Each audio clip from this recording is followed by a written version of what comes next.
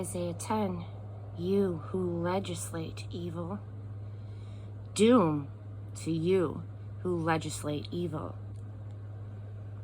who make laws that make victims, laws that make misery for the poor, that rob my destitute people of dignity, exploiting defenseless widows, taking advantage of homeless children.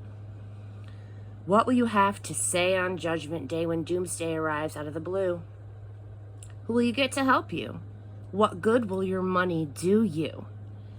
A sorry sight you'll be then, huddled with the prisoners, or just some corpses stacked in the street.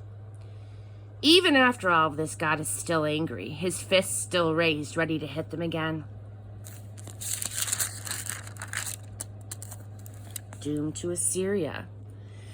Doom to Assyria, weapon of my anger.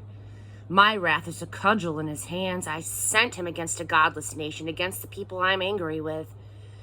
I command him to strip them clean, rob them blind, and then push their faces in the mud and leave them. But Assyria has another agenda. He has something else in mind. He's out to destroy utterly, to stamp out as many nations as he can.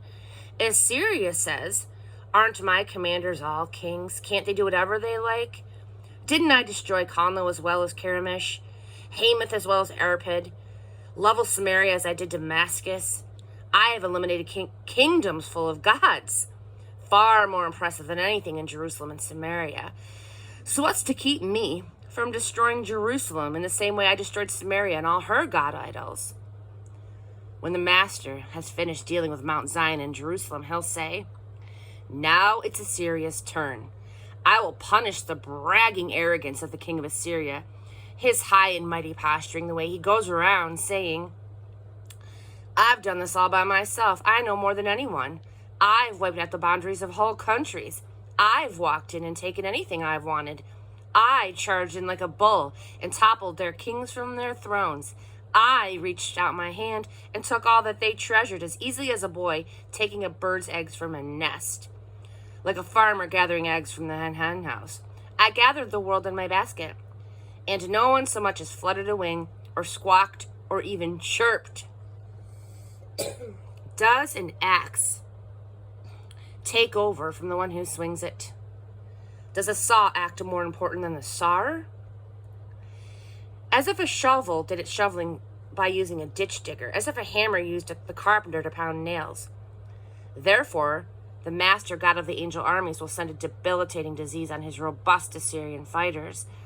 Under the canopy of God's bright glory, a fierce fire will break out.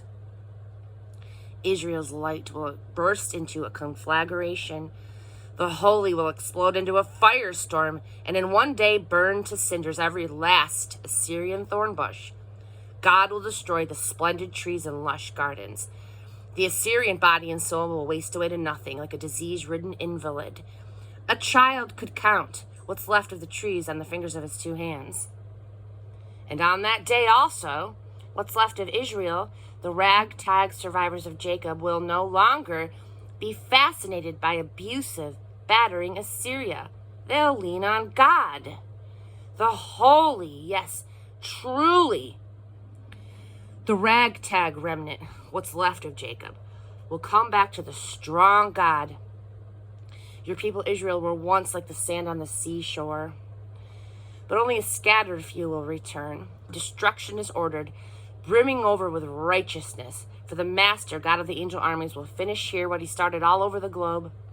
Therefore, the Master, God of the angel armies, says, my dear, dear people who live in Zion, don't be terrorized by the Assyrians when they beat you with clubs and threaten you with rods like the Egyptians once did.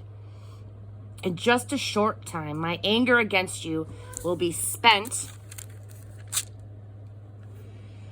and I'll turn my destroying anger on them. I, the God of the angel armies, will go after them with a cat o' nine tails and finish them off decisively, as Gideon downed Midian on the rock Oreb, as Moses turned the tables on Egypt. On that day, Assyria will be pulled off your back and the yoke of slavery lifted from your neck. Assyria's on the move, up from Rimmon, onto Aeth, through Migron, with a bivouac at Michmash. They've crossed the pass, set camp at Geba for the night. Ramah trembles with fright. Gibeah of Saul has run off. Cry for help, daughter of Galem. Listen to her, Laisha. Do something, Anathoth. Madamena takes to the hills. The people of Gabam flee in panic. The enemy's soon at Nob, nearly there. In sight of the city, he shakes his fist at the mountain of dear daughter Zion, the hill of Jerusalem.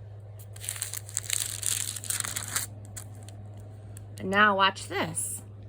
The master, God of the angel army, swings his axe and lops the branches, chops down the giant trees, lays flat the towering forest on the march. His axe will make toothpicks of that forest, that Lebanon-like army reduced to kindling.